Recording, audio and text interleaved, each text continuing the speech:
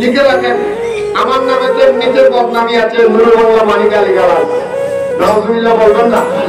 কিন্তু আজকে আপনাদের কাছে আপনাদের পদে হাত জোর করে বললাম, দয়া করে আমি যদি একটাও যদি গালি দিই কোরআন হাদিসের বাহিরে কথা বলি, বাপের মুখ যদি হয় আমাকে সামনে এসে বুঝিয়ে বলবেন, হয়তো আপনি বুঝে আমাকে আপনার কাছে নেবেন, নাহলে বুঝে আপনি আমার কাছে আসেন। ইমাম হুসাইন জিন্দা না মুর্দা? জিন্দা। সূরা আলে ইমরানের 169 নম্বর আয়াত আল্লাহ বলেন, বিসমিল্লাহির রহমানির রহিম ওয়ালা তাহসাবান্নাল্লাযীনা কুতিলু ফী সাবিলিল্লাহি আমওয়াতান বাল আহইয়াউন ইনদা রাব্বিহিম ইরযাকুন। চিৎকার দিয়ে বলুন সুবহানাল্লাহ।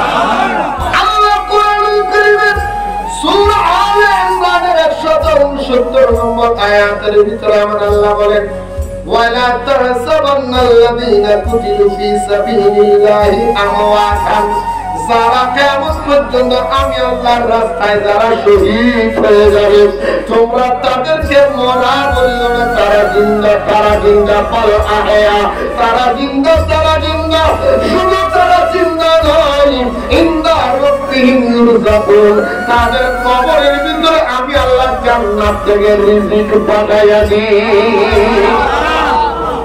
শহীদদের কবরে রিজিক পাঠাইয়া দেখে আল্লাহ, খাবার পাঠাইয়া দেখে আল্লাহ। আল্লাহ বলে আমার রাস্তায় যারা শহীদ হয়েছে তাদের কবরে আমি আল্লাহ খাবার পাঠাই।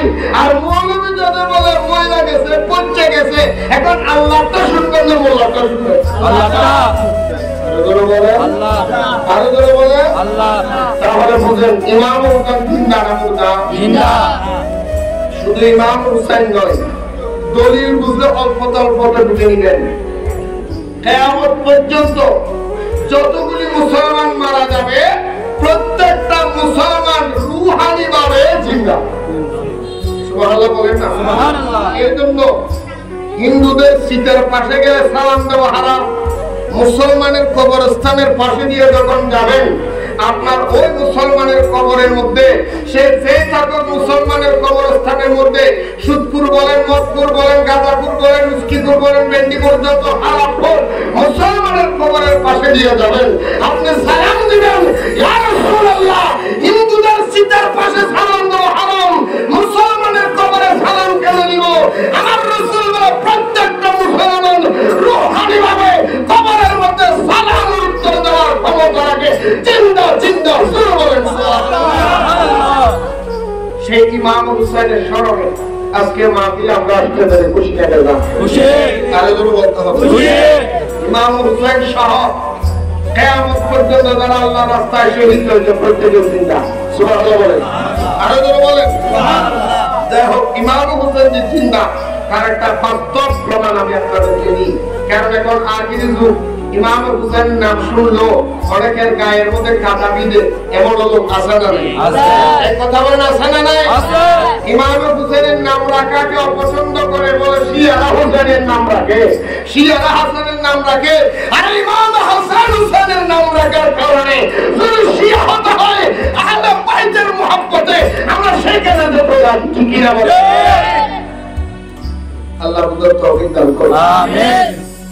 আমার আগের বক্তা আলোচনা করতে কারবালা আলোচনা শেষ প্রান্তে শেষ করেছেন ইমাম হুসাইনের মস্তক মোবারক, মাথা মোবারক একজন পাদুরি একজন গির্জার মধ্যে 10,000 দিরহাম দিয়ে 10,000 দিনার দিয়ে কিনে রাখলেন।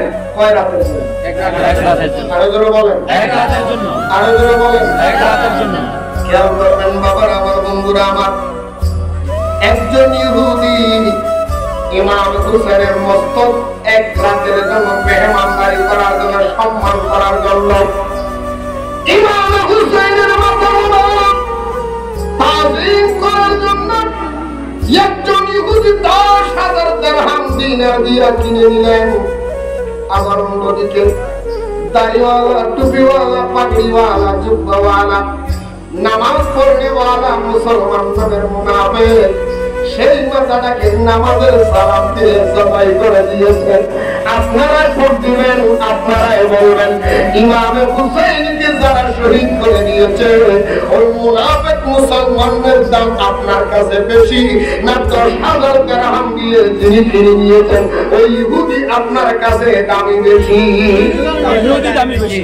কথা বলেন না কেন? ইহুদি দামি বেশি। এজন্য একটা চট্টগ্রামের ভাষায় একটা কথা আছে, গরজ চিনি ফলে হয় মুসলি হতলে বেড়ায়। আমার ঘরের মধ্যে কে আমি চিনি না, দেশের সম্পদ আমরা বুঝি না। কথা বলেন না কেন? বলেন না কেন?